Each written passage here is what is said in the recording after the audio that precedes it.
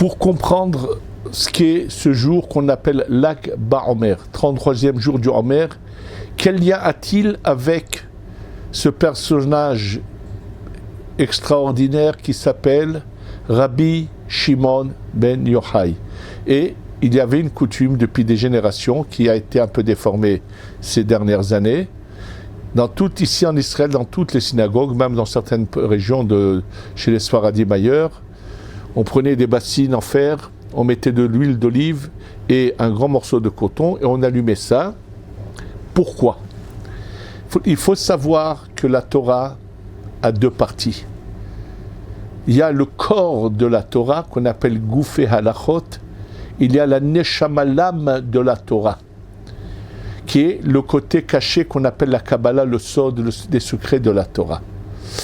Et Rabbi Shimon ben Yochai a dévoilé l'âme de la Torah, la lumière cachée de la Torah qui fait vivre la Torah. C'est vrai que nous devons appliquer à la lettre tous les commandements de la Torah, c'est les Goufé Halachot, c'est le corps de la Torah. Mais qui a fait vibrer la Neshama de la Torah, c'est Rabbi Shimon ben Yochai. Nous avons 49 jours. Nous dit le Bnei Yissachar que dans ces 49 jours se partagent en deux. Les 32 premiers jours sont à l'encontre de ce qui est marqué dans le Sefer Yetzira, où il est dit que la Chokhma, la sagesse, se partage en 32 chemins. Lève Netivot Chokhma, les 32 chemins de la Chokhma. Pendant ces 32 premiers jours de la Sfirat Omer, du compte du Omer, nous préparons à recevoir le corps de la Torah, qui sont l'ensemble du chasse et des poskim et des décisionnaires. Et le 33e jour commence à être la révélation de la Neshama, de la lumière de la Torah, qu'a révélé Rabbi Shimon ben Yochai. Et c'est la raison pour laquelle on allumait ces lumières. L'huile d'olive fait une allusion à la Chokhma, c'est marqué dans la Kabbalah. C'est la raison. Eh bien, parce qu'il a fait vibrer la Neshama de la Torah, je vais vous raconter un témoignage qui s'est passé il y a environ une centaine d'années, ou un peu moins, à l'époque où les Anglais dominaient en Eretz Israël. Ce témoignage est écrit dans le livre qu'a écrit le Rav Zelig Margaliot, qui était un grand Mekoubal, ici à Yerushalayim, qui a écrit un livre sur l'Lag BaOmer, sur Rabbi Shimon ben Yochai, et dans son livre, il ramène un témoignage. À son époque, quand ils allaient à Méron, c'était en charrette et en diligence. C'était un long voyage, donc il restait plusieurs jours. Et donc il ramène que, comme c'était plusieurs jours, il passait forcément un Shabbat là-bas. Et le Shabbat en question, qui est apparemment sorti juste après l'Lag BaOmer, comme cette année, par exemple, ce jeudi c'est l'Lag BaOmer, donc il y a un Shabbat juste après.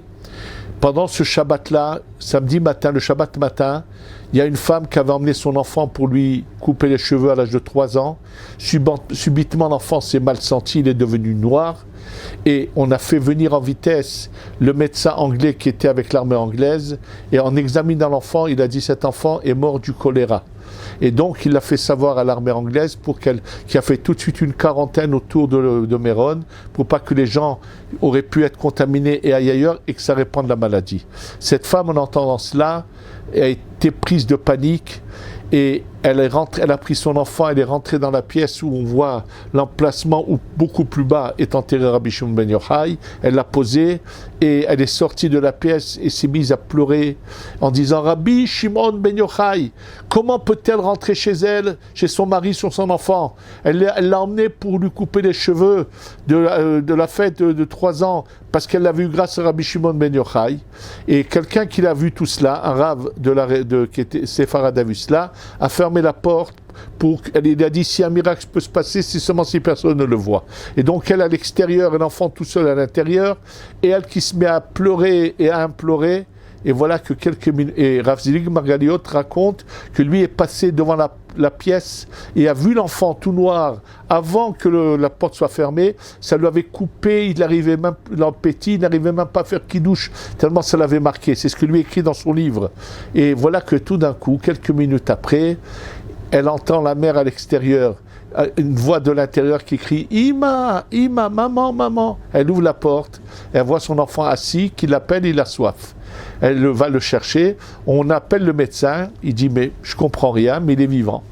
Et voilà, témoignage de Rav Zedek Margaliot, de résurrection de mort sur la tombe de Rabbi Shimon ben Yochai.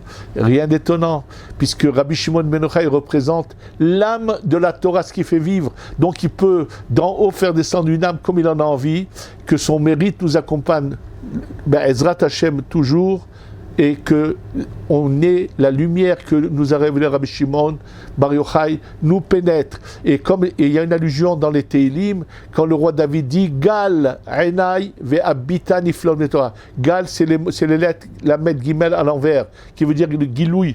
Gal Enai, fait découvrir à mes yeux et la beauté, les merveilles de la Torah qui sont la Kabbalah. Et c'est ce que David Amelech a demandé, mais il a fait une allusion à l'Akba Omer, puisque le mot Gal, Lamed Gimel, et c'est ce jour-là que commence la révélation de la lumière de la Torah. Que cette lumière vienne vers nous. Amen, ve Amen.